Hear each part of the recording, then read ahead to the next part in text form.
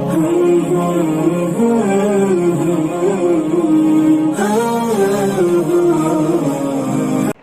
لأهله والصلاة والسلام على أهلها ما بعد فأعوذ بالله من الشيطان الرجيم بسم الله الرحمن الرحيم والذين جاهدوا فينا لنهدينهم سبلنا وإن الله لمع المحسنين صدق اللہ العظیم۔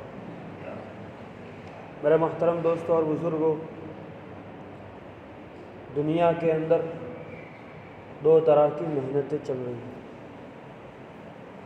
ایک محنت دنیا بنانے، دنیا کمانے کی محنت ہو رہی ہے، اور دوسری جو محنت ہو رہی ہے وہ اللہ کی محنت ہو رہی ہے۔ دنیا کی محنت کے اعتبار سے ہر ایک آدمی، چاہے عورت ہو، مرد ہو، بوڑھا ہو، جوان ہو، کوئی بھی ہو، بچہ ہو، ہر ایک آدمی کا یہ ذہن بنا ہوا ہے کہ جتنی محنت کرو گے اتنی ہی دنیا تمہارے پاس آئے گی۔ ہر ایک آدمی کا یہ ذہن بنا ہوا ہے۔ اور اللہ کی محنت کے اعتبار سے ہر ایک آدمی کی زبان کے اوپر یہ بول ہے کہ دین دعاؤں سے ملے گا۔ آج یہ ہماری گھٹیا سوچ ہے کہ دین کو تو ہم دعاؤں پر محمول کرتے ہیں کہ دعائیں جتنی کریں گے اتنا ہمیں دین ملے گا، اور دنیا کو محنت کے اوپر چلایا کہ آدمی جتنی محنت کرے گا اتنی اس کو دنیا ملے گی۔ آدمی نمازی تو نہیں بنتا، نماز پڑھنے کی فکر بھی نہیں کرتا، لیکن کوئی عالم مل گیا، کوئی اللہ والا مل گیا، مولانا دعا کرنا نمازی بن جاؤ۔ روزہ رکھنے کی فکر تو کرتا نہیں ہے، کوشش بھی نہیں کرتا کہ میں روزہ رکھنے کی کوشش کروں، فکر کروں، لیکن کوئی مولانا مل گیا، مولانا دعا کرنا روزہ رکھنے والا بن جاؤں۔ وجہ کیا ہے کہ آج ہم نے دنیا کو محنت کے اوپر چلایا اور دین کو دعاؤں پر چلایا۔ وجہ یہ ہے کہ آدمی کے دل کے اندر جس چیز کی عظمت ہوتی ہے، جس چیز کی محبت ہوتی ہے، آدمی کے دل میں جس چیز کا ویلیو ہوتا ہے، آدمی کا جان مال اس چیز کے پیچھے لگتا ہے۔ اور جس چیز کی عظمت نہیں ہوتی، جس کی محبت، جس کا ویلیو آدمی کے دل کے اندر نہیں ہوتا، وہ ان باتوں کو ایک کان سے سنتا ہے، دوسرے کانوں سے باہر نکلتا ہے۔ آج ہماری تربیت ہی کچھ ایسی ہوئی ہے کہ نمازی بننے کی فکر تو کرتا نہیں ہے، لیکن نمازی بننے کے لیے دعائیں کراتا ہے۔ امام غزالی رحمۃ اللہ علیہ فرماتے ہیں، ایک آدمی حضرت کے پاس آیا، حضرت دعا کرنا توفیق مل جائے۔ ایک آدمی نے کہا امام غزالی رحمۃ اللہ علیہ کو، حضرت دعا کرنا مجھے توفیق مل جائے۔ تو حضرت نے کہا، کیا تیرے پاس آنکھ نہیں ہے؟ کیا تیرے پاس سوچنے کے لیے دماغ نہیں ہے؟ کیا تیرے پاس سننے کے لیے کان نہیں ہے؟ یہ تمام چیزیں اللہ ہی کی تو توفیق ہے، اس سے بڑھ کر تجھے کون سی توفیق چاہیے؟ ہمارے پاس کان ہے، صحیح سالم، ہم اچھی طرح سن سکتے ہیں، اچھی طرح آنکھوں سے دیکھ سکتے ہیں، اچھی طرح بول سکتے ہیں، دماغ سے اچھی طرح سوچ سکتے ہیں۔ اس کے باوجود یہ اتنی بڑی اللہ کی توفیق ہے، اس سے بڑھ کر تجھے کیا توفیق چاہیے؟ آج ہماری تربیت ہی کچھ ایسی ہوئی ہے۔ جب بچہ پیدا ہوتا ہے سب سے پہلے اس کے کانوں کے اندر یہی جملہ ڈالا جاتا ہے، کماؤں گے تو کھاؤں گے، نہیں کماؤں گے تو نہیں کھاؤں گے۔ اور یہ جملہ بچے کے اندر اتنا اثر کر گیا، جیسے جیسے اس کی آنکھیں کھلتی ہے، جوان ہوتا ہے، تو اس کو یہ نظارے سامنے آتا ہے، کسی کے پاس گاڑی دیکھی تو کہتا ہے کہ اس نے محنت کی تو اس کے پاس گاڑی آ گئی، اس نے زمین کی اتنی دلالی کی تو اس کے پاس اتنا مال آ گیا۔ گویا بچپن ہی سے آدمی کا ذہن مسبب الاسباب سے ہٹا کر اسباب کی طرف کر دیا گیا کہ اسباب سے ہی سب کچھ ہوتا ہے۔ آج ہمارا ذہن یہ بن چکا ہے۔ حضرت ابو ہریرہ رضی اللہ تعالیٰ عنہ کی حدیث قدسی ہے کہ جب بچہ پیدا ہوتا ہے تو اللہ تبارک و تعالیٰ کہتے ہیں، اے ابن آدم، تو جب ماں کے پیٹ میں تھا میں نے ایسی کاریگری کی کہ تیرے ماں کو بھی پتہ نہیں چلا کہ میں نے تیرے پیٹ کے اندر کیسے بنایا، کیا بنایا، کیسے بنایا، ناقص بنایا کہ مکمل بنایا ہے۔ بچہ بنایا، بچی بنایا، تیری ماں کو بھی پتہ نہیں تھا میں نے ایسی کاریگری سے تجھے بنایا۔ لیکن آج کی سائنس اور ٹیکنالوجی کہتی ہے کہ ہم بتا سکتے ہیں کہ ماں کے پیٹ کے اندر کیا بن رہا ہے، کیسے بن رہا ہے، سب کچھ بتا سکتے ہیں۔ حضرت شیخ حنیف لوہاروی دامت برکاتہم علیہ ایک جملہ فرماتے ہیں، ایک بات بتا دیں کہ آدمی آج کل جو یہ ٹیکنالوجی ہے، آج کل یہ جو سائنس ہے، آدمی آج کا نوجوان اس ٹیکنالوجی پر ایمان رکھ کر، ان کی باتوں پر یقین کر کے گویا یہ کہہ رہا ہے کہ قرآن کریم کی ایک آیت، کون سی آیت؟ وَيَعْلَمُ مَا فِي الْأَرْحَامِ، اللہ کہتا ہے 5 چیزوں کا علم میرے سوا کوئی نہیں جانتا۔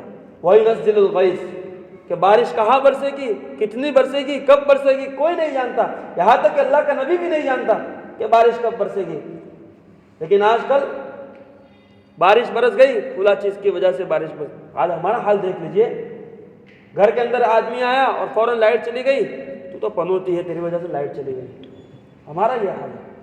حضرت امام شافعی رحمۃ اللہ علیہ فرماتے کہ دل کے اندر اللہ کا یقین ہو اور بارش برس رہی ہے اور اس بارش کو چیزوں کی طرف منسوخ کرتا ہے تو ایک خطرہ ہے کہ اللہ تعالیٰ اس کے دل سے ایمان کو چھین لے۔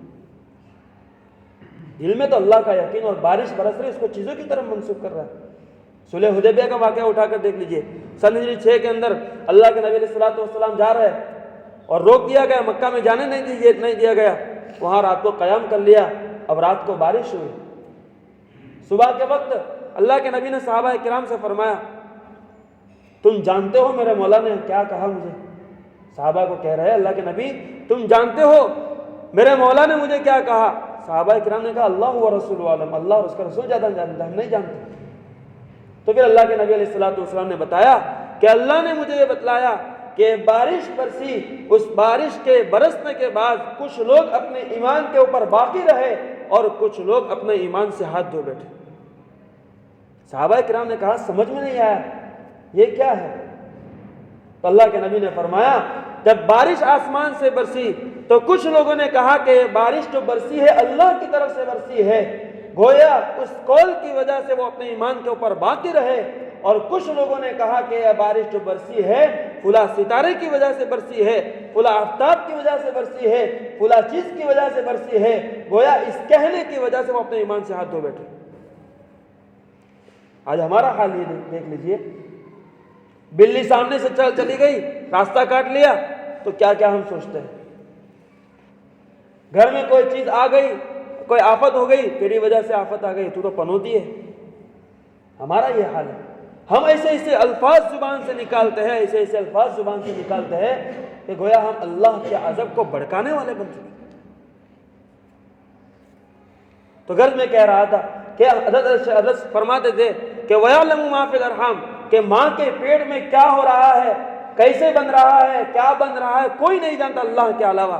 لیکن آج کا نوجوان سائنس اور ٹیکنالوجی کا چہیتا یہ کہہ رہا ہے، اس کی بات کو مان کر یہ کہہ رہا ہے کہ وَيَعْلَمُ مَا فِي الْأَرْحَامِ، یہ آیت کا تعلق آج کے زمانے سے نہیں ہے، یہ آیت کا تعلق پہلے زمانے سے ہے۔ گویا اس قرآن کریم میں سے اس آیت کو نکال دیجیے۔ زبان سے تو نہیں کہہ رہے لیکن اپنے افعال تو اسے بتا رہے ہیں۔ اس سے پہلے میں نے کہا تھا کہ آدمی زبان کے اعتبار سے مرتد ہونا باقی ہے، سوچ اور کرتوت کے اعتبار سے آدمی مرتد ہو چکا ہے۔ آج ہمارا حال یہ ہے۔ میرے محترم دوستو بزرگوں، اصل ہمارے اپنے دلوں کے اندر اللہ کے یقین کو بنانا ہے۔ جتنا ہمارا یقین اللہ کے ساتھ مضبوط ہوگا اتنا ہی دنیا ہماری بنے گی، آخرت بھی بنے گی۔ تو سب سے پہلے ہماری نیتوں کو درست کرنا ہے۔ حضرت مولانا الیاس صاحب رحمۃ اللہ علیہ فرماتے تھے کہ ہمارے اعمال کا دار و مدار ایمان کے اوپر ہے، اعمال کا دار و مدار ایمان کے اوپر ہے، اور ایمان کا دار و مدار نیت کے اوپر ہے۔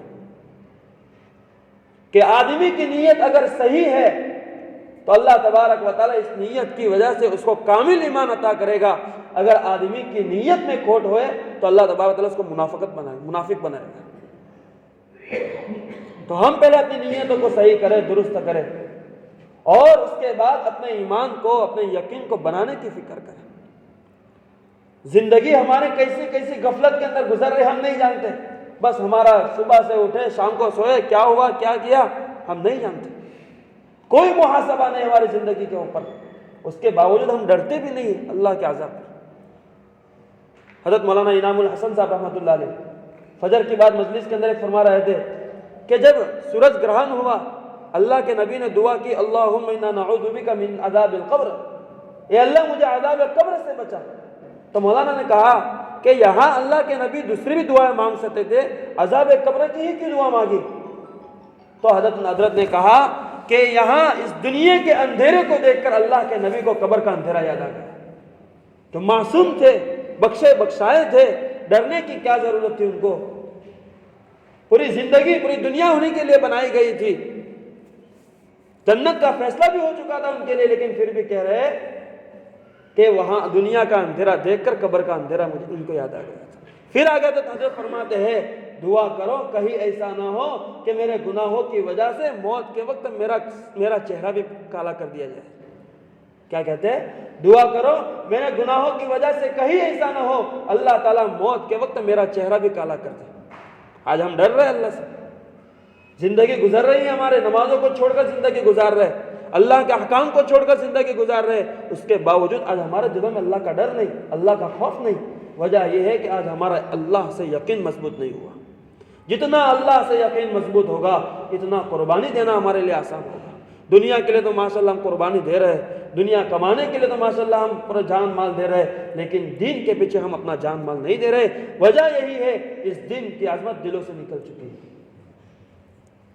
اس لیے میرے محترم دوستو بزرگوں، دل کے اندر، ہمارے دل کے اندر دنیا کی محبت نکال کر آخرت کی محبت آ جائے، اللہ کا یقین آ جائے، اللہ کی وحدانیت ہمارے دل میں آ جائے، ہم اس کے لیے جتنا ہمارا جان مال اللہ کے لیے لگائیں گے اتنا ہی ہمارا یقین مضبوط ہوتا چلا جائے گا۔